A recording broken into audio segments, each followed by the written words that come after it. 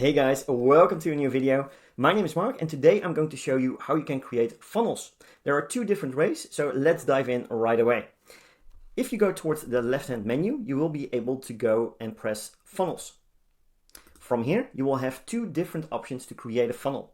First one is to import a funnel. If you yourself have built a funnel in another workspace, you can easily import it into a new one using what is called a funnel token. So if we press import funnel, then you will see that you will need to have a funnel token. You can easily grab this, or you can request access towards this funnel token if another person builds your funnel. You can either request it or just grab it by going towards the three dots and then say share to another account. If you do so, you will get a funnel token generated. You can just copy this funnel token and then go towards the import funnel in the new workspace. And from there, you can just copy and paste that in and you will be able to import. This is how easy it is to import a funnel, so basically creating a new funnel with a preset template directly inside of your workspace. Now, if you want to build it from scratch, you can also do so with the option to press the button New Funnel. So if we go there, then the first thing that you will see is that you will get certain categories on the left-hand side where you can basically choose your template. If we take a look here, you can also say, I'm not wanting to go from any of the available templates, but I just want to build it from scratch. That is totally optional. You can do so, and you can, in that case, just leave the blank template checked. But if you want to scroll through the different templates, there are fantastic designs already available for you. You'll see it will just go on and on. And for example, if we say we want to have this software one, we can also preview all the different kinds of pages. So if we scroll down, you will see how it would look like. As you can see here, pretty nice looking templates, and you can just go through all of those checkout pages, thank you pages, upsell pages, and so on to see if it fits your style. If you say, okay, this is a template that I would like to use as a placeholder to just switch on my products and do a few small changes, then you can just say select this template. So if we are going to say select this template, we can now go and say next. The next step would be to determine which pages do you want to have inside of your funnel. So by default, the sell product and include upsell have been added towards this specific section. And that means that 4 pages in total will be created. So we will have the product page, we will have the checkout page, the upsell page, and the thank you page.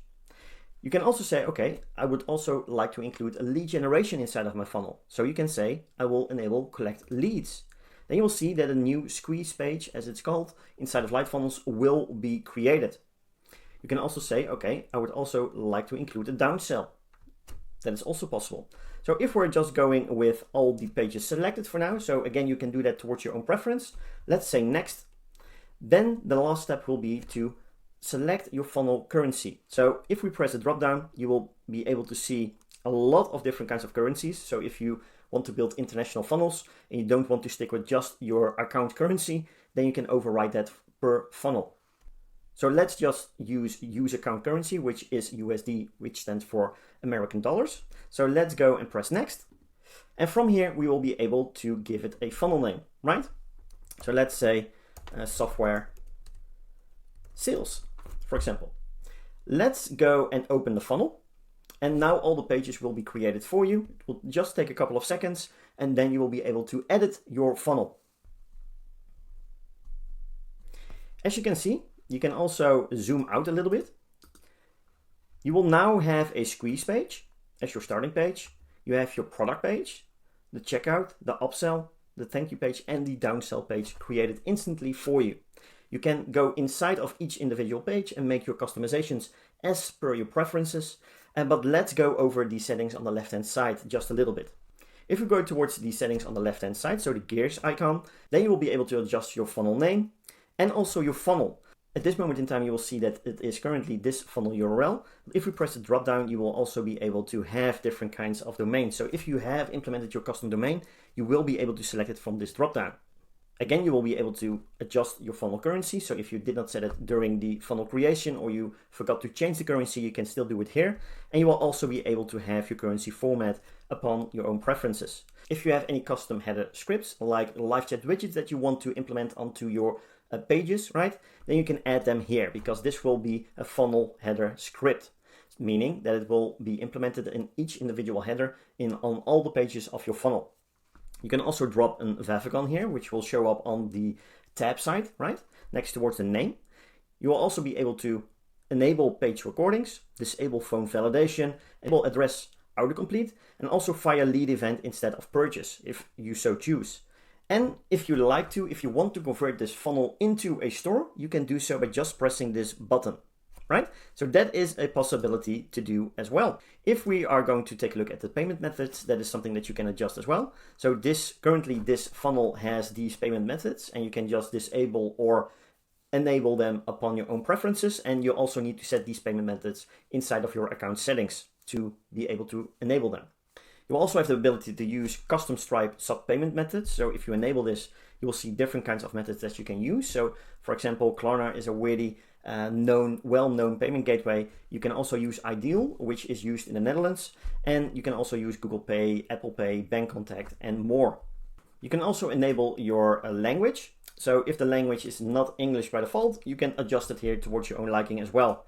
We'll also have some payment gateways configurations, like for paid R, you will be able to enable test mode, language, and stuff like that.